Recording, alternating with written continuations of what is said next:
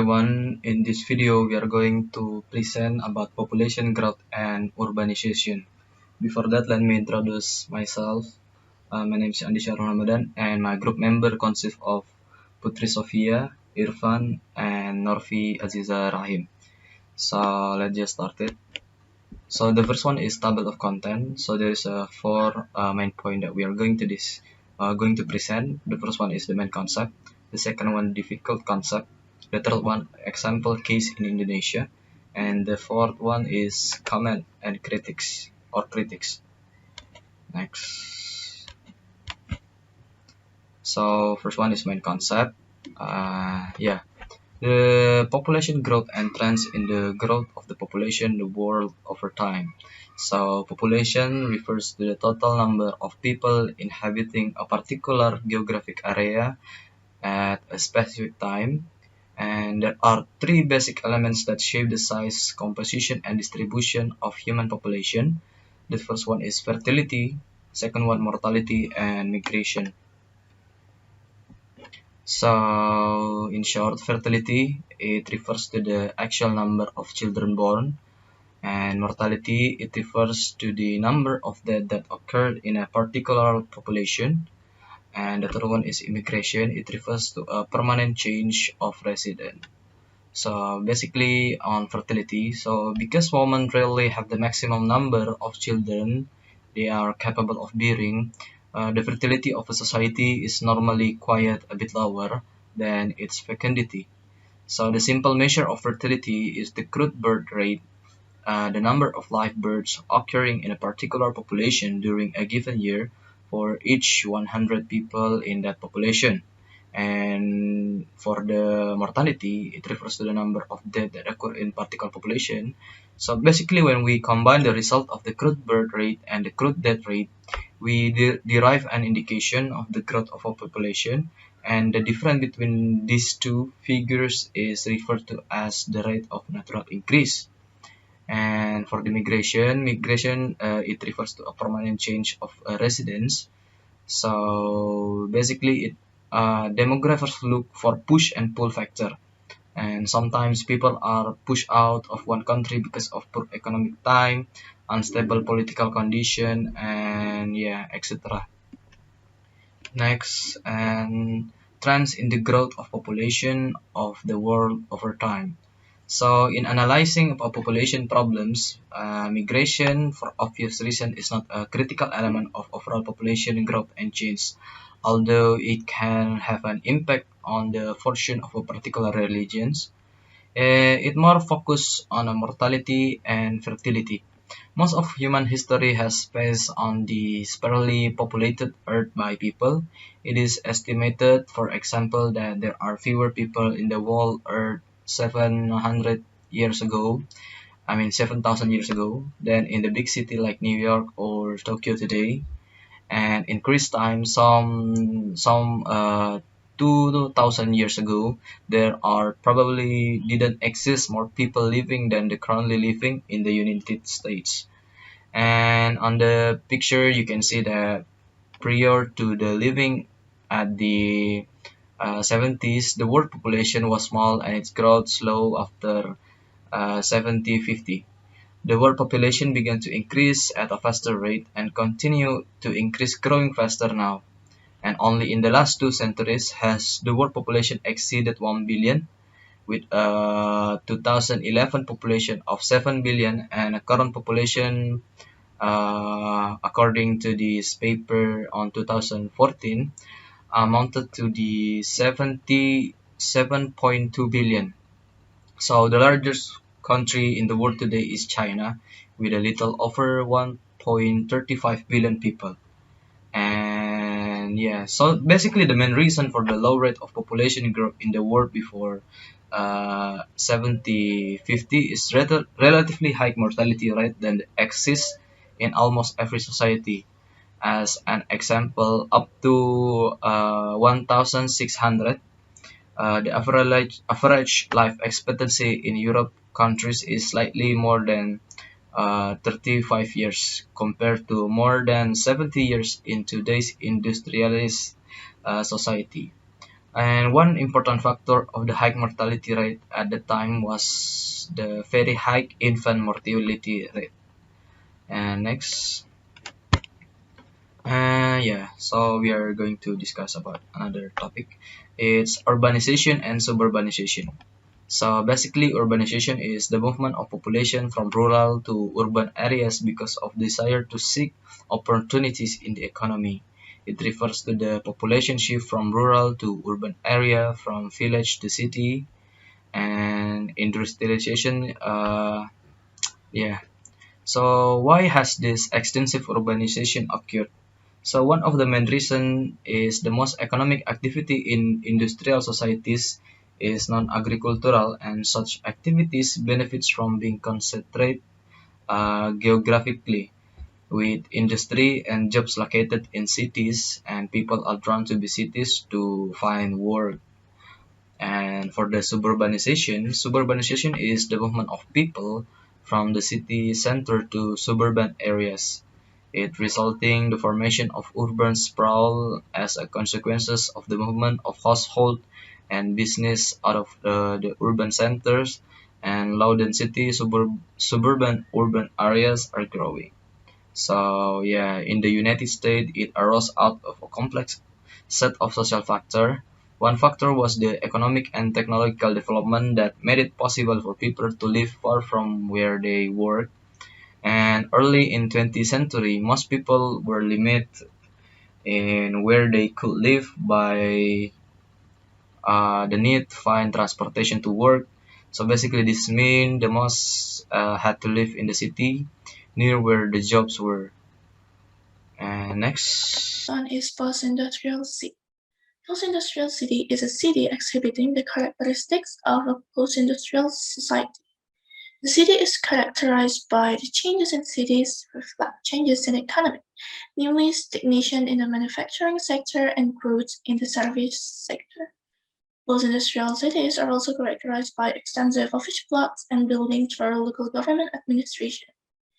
These cities often exhibit inequality in income distribution because of the contrast between those with the right skill, like professionals, managers, administrators, and those in high-tech service industries, and the low-paid service workers who meet their needs along with.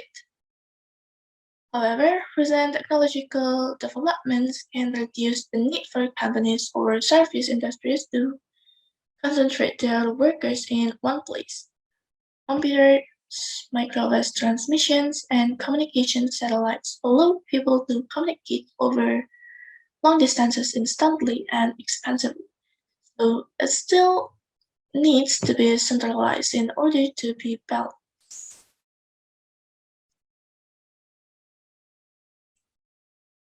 And there are several negative consequences of population growth and urbanization, and some of them are crowding.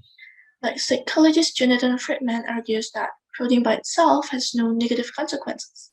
In contrast, crowding is usually associated with other social conditions, poverty, which result in increased crime or aggressions. Another consequence of population growth is the potential for food shortages, especially in developing countries that are experiencing rapid population growth. It is difficult to increase agricultural production sufficiently to keep pace with population growth. As a result, millions of people die every year from starvation and malnutrition. The third one is depletion of resources. Depletion is the consumption of the resource faster than it can be replenished. The fourth one is intergroup conflict. Struggle for scarce resources increases as the population grows. Given that there are limited limits to expansions and growth, regulated competition can escalate in unregulated conflict. This may lead to the worst impact of population growth, that is, war. The next one is educational problem. One of the main obstacles is finance. Poor communities and financially depressed cities cannot afford education in the more affluent suburbs. Central city schools must contend with old buildings, scanty equipment, outdated educational technology, high teacher turnover rates, and low staff morale. 6. Economic decline. The economic difficulties of the city then arise in part from the nature of the capitalist economy of which the city is a part. The company is after profit, because if the company's profit-making activities don't benefit the city, and if it results in job leaving the city, then the city will suffer. And there is housing. Two visible symbols of the city's economic problems are the slump and, in some cases, the abandonment of housing in many neighborhoods, and the inability of the poor to find affordable housing. The last one here is crime. Crime rates that exist in some urban neighborhoods exacerbate many of the other problems facing those communities. Lack of economic development, the emergence of the entrance poor, and physical devastation. So the bigger the city, the higher the crime rate. So those are the consequences of population growth and urbanizations. Now, here's the concept that our group find it difficult to understand. That is zero population growth, or CPG. Well, zero population growth, which birth and death rates are nearly equal, producing a zero rate of natural increase. So it means one birth is equal to one death. While having a rapidly growing population brings many challenges, so does having a rapidly declining population. When the birth rate falls below the death rate, the demographics of the population shift towards an older population. So that will be a married couple who will be caring for four elderly parents at the same time. It will be a great burden to many. Besides, the entire industries may find themselves without sufficient skilled manpower or for the young generation to maintain operations. Well, we know that suppressing the birth rate can help prevent possible disasters on this planet, and various ways have been done, and there are several countries that have succeeded in achieving zero population growth, such as Sweden, for example, and there are also countries that close to the CPG. However, our group um, still cannot process this this concept. Birth and death rates are a bit difficult to predict. We also should not restrain someone from having children because that is their So desire the and their next right. topic is Thus, example of for us, population the growth and concept of zero urbanization in population growth Indonesia. is As a developing country, there will always be a concentration of economic growth in some areas, and that is one of the many factors that drive the urbanization to happen. In Indonesia itself, there are several cities such as Yogyakarta, Surabaya, Medan, Semarang, and of course our capital city, Jakarta, that are experiencing fairly high level of urbanization. So here, I'm going to take Jakarta as the example of this test. But first, you may wondering, when exactly the urbanization in Jakarta happened? Well, according to a historian, Susan Blackburn, in 1961, the first census showed that only 51% of the city population were actually born there, while most of the rest of the population came from West and Central Java.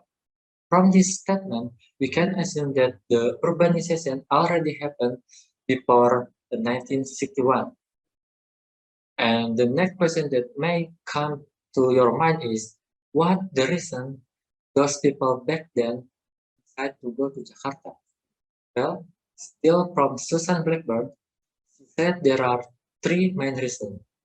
Number one is the nation capital returned to Jakarta in 1950. So some of you may already know, in 1946, our capital city, our national capital city is moved from Jakarta to Yogyakarta because in the late 1945, Netherlands is reoccupied Jakarta, and the second reason is to avoid rail. So in 1950 to 1960, there are still a lot of resistance who fight the current government. So many people, especially in West Java, decide to go to Jakarta to live a peaceful life because there are big resistance such as Darul Islam who control West Java back then. And number three is economic factor. Uh, I think for this factor, for this reason, is still apply until this day. Yeah, yeah. So because of how high the population in Jakarta, in 2015, Jakarta became the second most populated city in the world. Okay, and here is the statistic data of population growth. And the first one, in the left side, this is the population growth rate that happened in Jakarta, while on the right side is the total population. As we can see, the population growth rate is decreased inversely from the total population. From here, we can conclude that the main contribution of the population in Jakarta is not from Jakarta native people themselves, but people from outside of Jakarta who come to Jakarta. So the next slide is the impact of urbanization in Jakarta. Well, as you can see in the previous slide, in 2020, Jakarta has have more than 10 million people who live here. So because of that, we can see that Jakarta is already too crowding, and in fact, it is 114 times above the average of the people who usually live in one square of kilometer. And here is the data that I got from Badan Pusat Statistik. So as you can see here, there's a big gap between Jakarta and other cities in Indonesia. For example, in Aceh in 2019, there's only 93 people who live in 1 square kilometer. While in Jakarta, there are more than 15,000 people who live in just 1 square kilometer. And that's why it is 114 times above the average. And the next problem is water shortage. Because of the many people who live in 1 square or 1 area, only 50% of the population has access to piped water. Others who aren't so lucky have no access to clean water, forcing them to wash their clothes and bathe in murky and gray water. If you have a chance to go to a suburb area, you will probably see that people who live there use a wells or sumur in bahasa to fulfill their needs. And the next problem, and also the last problem in this slide, is poverty, and which will lead to the crime. According to Friedman, in 1990, poverty can increase the occurrence of crime or aggression. So, from his statement, the factor that make crime is increased is the poverty itself.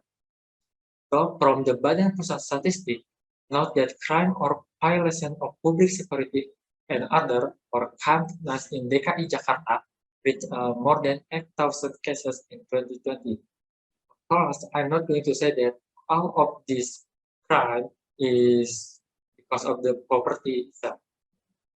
And here is the statistic that I got from BPS, or Badan Pusat Statistik. Here we can see that the main or the most crime that happened in Jakarta is come from narcotics. Okay, I will continue the presentation. Now, after Following our by groups the already second give one some is- explanations regarding population growth and also urbanization as the social problem, now we're going to give our comments regarding population growth and urbanization as a social problem based on one of the perspectives that is commonly used in social problem. But before that, I'm going to give a brief explanation regarding the perspective that is commonly used in social problem. We have three: functionalist, interactionist, and also conflict perspective. I'm going to start with the functionalist perspective. So, in modern days, functionalist perspective view the population growth as a social problem in terms of the relationship between the uncontrolled growth and also the exhaustion of available resources. For further explanation, population growth becomes a social problem when it becomes too dysfunctionalist and leads to social disorganization. This might occur when the population growth interferes the ability to achieve the societal goals. For instance, providing food, housing, or keeping illness rates at an acceptable level. We are going to move the second one. The second one here, I have conflict perspective. So according to the conflict perspective, population and urban become a social problems due to the uneven distribution of resources. For further explanation, based on the conflict perspective, population become a social problem when those who control the economic system take steps to artificially limit the resources available in order to benefit a particular group of people. The solution to this problem does not focus on limiting the number of the people born, but rather we need to engaging the change in the system of production and distribution that would lead to the broader and more even distribution of resources among the groups. So we are moving to the last one here. We have interactionist perspective. So the interactionist perspective is sensitizes us to the fact that population and urban problems are in part of the matters of social definition itself.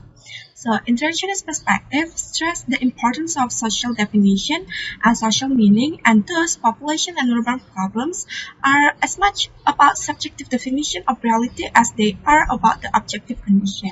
So after I already give the brief explanations about the perspective that is commonly used in the social problem, our groups decided to see population growth as the problem based on the conflict perspective. So we provided the study case over here. We have the statistic about the resident population in the US and also hunger rate in the US in the year of 2020. So according to the US Census Bureau, in 2020, the official resident population in the US is more than 300 million people. And following that, we have the statistic provided by Fact Organization. It's about the hunger rate in the US in 2020. It says that over 38 million Americans, so it's around the 11.8%, live in the household that is struggle against the food security and also lack of access to unaffordable food. So if we compare it with the statistic from the 2019, it's around 9% of race. I'll give one more example. It's about the overpopulated. So we know that many poor nations still have the population growth that is more than desirable. If we see those two problems, the hunger rate and also the population growth in the poor nation, this might happen based on the several reasons, but if we see it from the conflict perspective, one of the reasons is because of the government that is failed to give the even access to all of the residents to get the resources more accessible for them. So in this case, the government failed to give the access for the resident to get the food and also the contraception in order to prevent the hunger and also the overpopulated in the poor nation.